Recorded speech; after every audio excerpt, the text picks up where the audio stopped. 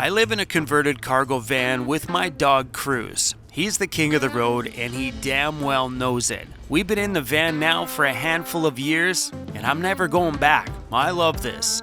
But if you're looking for something different when it comes to van life content, you're gonna find something different here. Because not only do I live in a van, I also have a shop. A place where we just work on projects. We're building that big old ambulance back there too. So if you're looking for something a little different, hit that subscribe button. We upload like at least 5 videos a week. Lots of content here. I'm gonna make a portable workbench. In there. That's a pretty easy table. These little workbenches I bought from Princess Auto here in Canada. They're awesome. They fold up. They hang right there on the wall. That little stick is one side of a workbench. It's awesome. So I got 3 of them. So if I needed middle support, I could throw one in the middle here too. Yeah, you just huck a 2x4 on it, put a board, boom, you got a table. Speaking of tables, we're gonna build one. A 6-foot long one. I've been wanting a bench to do metalworking stuff on. Instead of doing it over there by my speakers and computer, when you're grinding things away, those little metal shavings get everywhere. We're gonna do that right here. Huge 6-foot long bench here. I can put that new metal brake that I bought, mount it to that table. You know, a place to do all the dirty work. Those metal shavings, man. All that metalworking I was doing over there in the corner, that stuff just gets everywhere. So the benches we make are pretty easy. Some posts. I'm gonna do a post in the middle here too, probably. And then some 2x4s. Let's do it. When I was younger, I used to have an uncle that had a full-blown woodworking shop in the basement of his home. I guess when they bought the house, the home used to belong to a woodworking teacher from a high school. So he built quite the cool little workshop. And when I was younger, it was kind of fun. I was down there with my uncle and I got to spend some time in there and at least be around the tools and use them a little bit. After that, I really didn't touch a power tool for a majority of my adult life until I got my shop. So everything we're doing here is all new. So this channel is all about making mistakes and learning, and or getting onto YouTube and learning how to do something and filming it. So yeah, this is DIY at its finest, baby.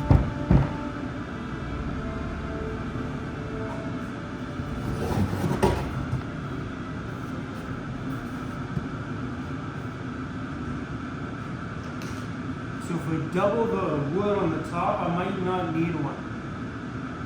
How we build these benches, because they're 8 feet, is we put one of these in the middle, because I figured if I'm going to bang anything on here, it would keep from any flexing going on.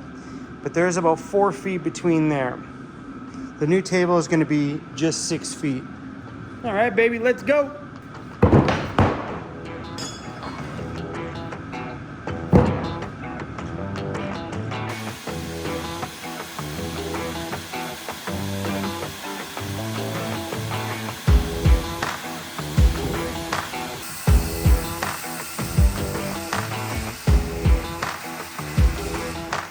All right, we need a sheet of plywood. Check out this thing I got. Wooden handle wrench. You literally pick it up and it tightens on it and you can carry a whole sheet of plywood by yourself. Okay, one-handed, let's go. Oh yeah, I can even hold my camera. Hey, how cool is this thing? It says turn a 2-man job into one single-handed job. I've seen this on Amazon. I'm like, there's no way this can work. That's it. Clips on there. Make sure she's twisted. That's it. And that's it. And pick it up. Works pretty good. This is my first time using the Makita track saw system. I looked online. I did a ton of research before buying a lot of this stuff, and the Makita always came out on top compared to most of them. So yeah, this just locks onto that track and slides all the way across. I have the hose attached to it, which is gonna make for a bit of a pain in the ass, but Oh yeah, look at that. Boom. My friend John at J5 Custom Vans suggested that I pick up one of these track saws. He says it's better to cut down full sheets of plywood using this saw system than it is to try to maneuver that big piece of wood and use the table saw. It's just unsafe to do it that way. And it made sense, man, because these sheets of plywood aren't easy to move around. I love this tool. I also got the extremely long one so we can actually rip down 4x8 foot sheets. So this is ripped at 6 feet. Now we're gonna knock this down to 3 feet. I'm gonna pick myself up a piece of pink foam board because if I lay down a 4x8 foot sheet of pink foam, I can actually do this cut on top of the foam without having anything hanging off the edge. That way my cuts are done on a totally flat surface. I just don't have any pink foam board right now or have any wood that I can spare at this point. So we're gonna cut this and just brace. Oh, I got an idea.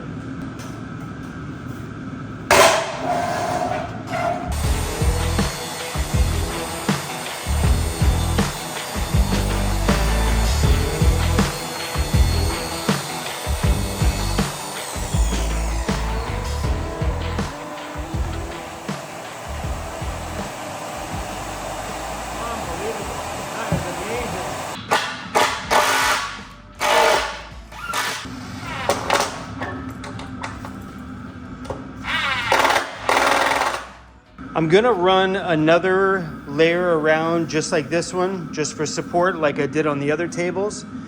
Right down a little lower this time. The only reason why I'm not putting another shelf in there is that I don't have the means to bring back another 4x8 foot sheet of wood. Until that thing is done and we can use that as the, as the wood getter. As of right now, I don't got a wood getter. 4x8 foot sheet does not fit in my van. I could probably rent one of the vans from Home Depot, but renting a van to build a bench is just, it doesn't make sense to me. And I only have one 4x8 foot sheet left, and I need that board in order to build a bench system for this thing. I won't use the whole sheet, but I definitely use half of it anyway. And this sheet here is only, well, I guess I could use this as that bottom board. That's a 1/2 inch sheet. I could use that as my bottom shelf. Now that I'm looking at it, I might just leave the bottom just like the top, right on the ground. Because if I'm using that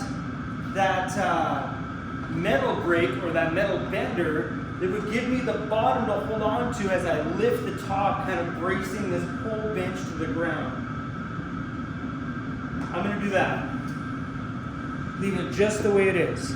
So framed on the bottom and framed on the top. That makes sense, right? So if I'm using that metal brake to bend a piece of metal, I can hold the bench and then bend this up. That way, you know, my 200 pounds can hold all this stuff down.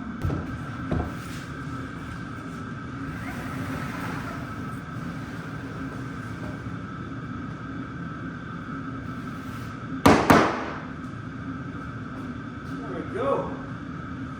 One table.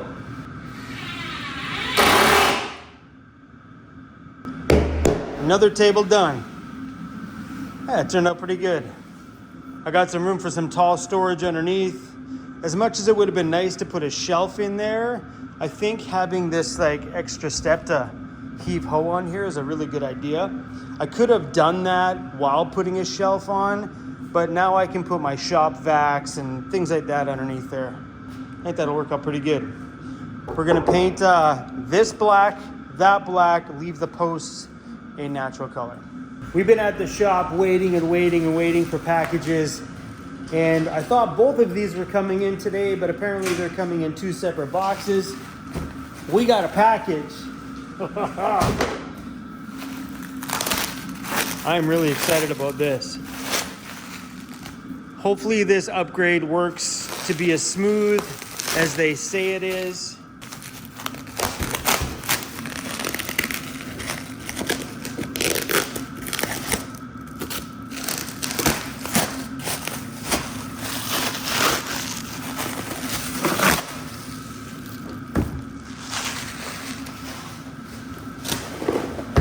It's hard to see through here, isn't it? I really don't want to open this right now. I'm kind kind of would like to wait until install. Ah, screw it. Oh, this thing is in such good shape.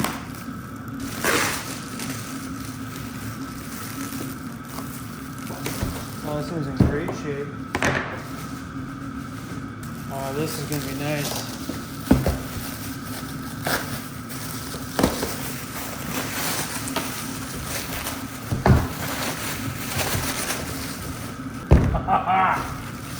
So sick. This door panel is off of a 2012 or that series of Econolines anyway. It's got the power door locks, power window things right in it. It's got pockets and stuff in here so I can throw things in the door and whatever, I don't know, maps and stuff. That is in incredible shape. I ordered 2. That's the same door. That's a different door because my door doesn't have this weird section on the bottom here. But yeah, so we're removing the old school style door and putting a new school door over top of it. And they say this fits. It fits right over where that door naturally fits. The only difference is you have to rewire a few things for your power locks and your power things. It's looks like a pretty basic install and setup.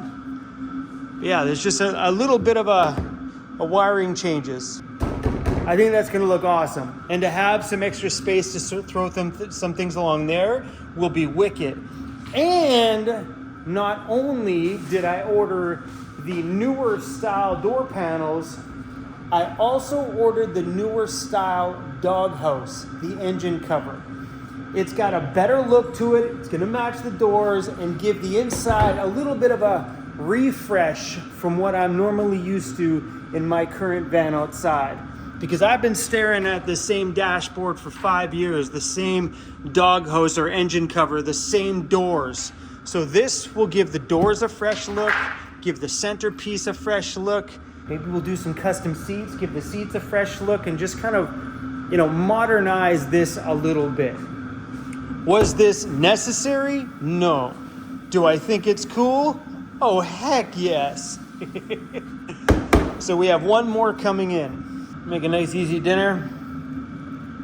So a little secret to rolling a wrap. You fold this in, you squish this down, you pull it outwards, and then you roll it. Boom. Hey? That's the ticket.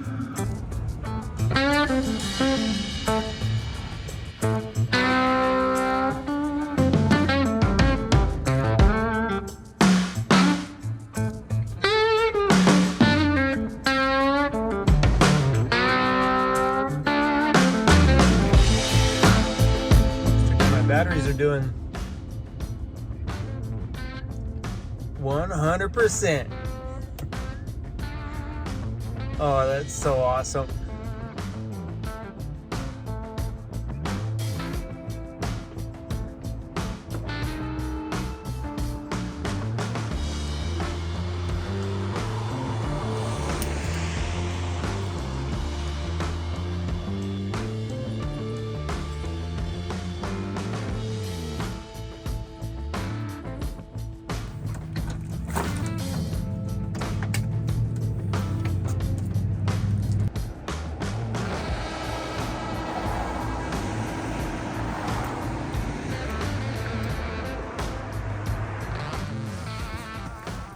Dirty clothes is getting out of hand. This giant bag's full, and I have a second bag on the go.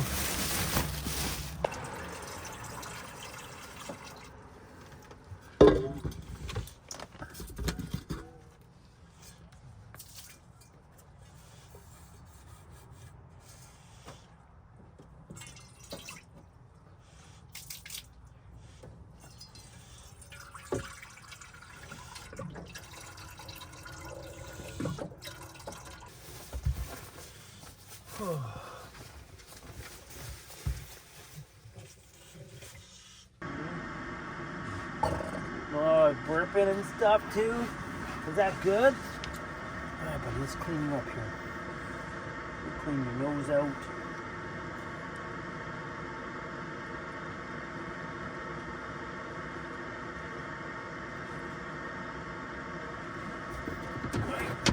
Oh, come on. Ah! We're gonna get this stuff in crazy. Okay, ready? Oh, bro, you're gonna get it everywhere if you keep moving.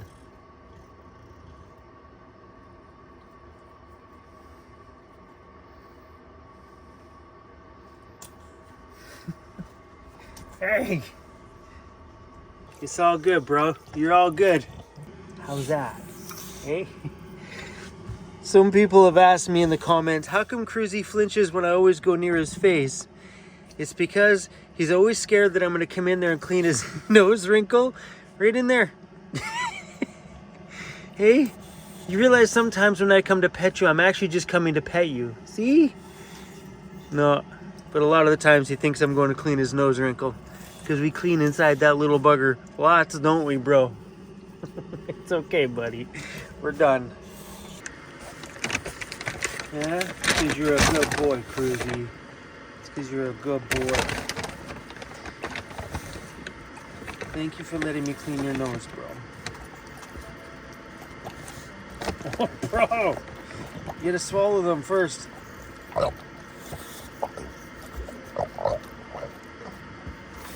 He said, give it to me, Dad. I'm sitting here looking through all the different car brands and the color grays they have for all their vehicles because I'm trying to choose the right gray for the ambulance paint, because now will be the time to start painting all the door jambs, all inside the engine, underneath the hood, all the outside pieces. That way when you crack the hood on the ambulance, the inside's the same gray as what the outside's going to be, hoping to make this whole thing look like it was painted that color right from the factory. Because a lot of people do that. They paint their vehicles gray and then they don't spend the time and money to do the door jambs or underneath the hood or anything like that. So when you crack the hood, you're like, oh, this thing used to be white. I'm hoping to get away from doing that on this Ambo. I got the time to do it, so why not do this whole thing right? But I'm looking through every brand trying to find the ultimate gray. I seen a Dodge drove by me the other day. I haven't looked at Dodge yet. They had an awesome gray on one of their, is a Charger? Is that a Dodge? Went whipping by me. I'm like, oh, that's a good color gray.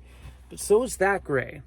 And I'm kind of torn on doing this kind of a gray. And you guys have seen the mock-up pictures of my ambulance. I don't know if you guys have some of the cartoon ones. That's the kind of color gray, like a cement color that I was thinking about doing. But then on the Porsche one, I came by this really light gray.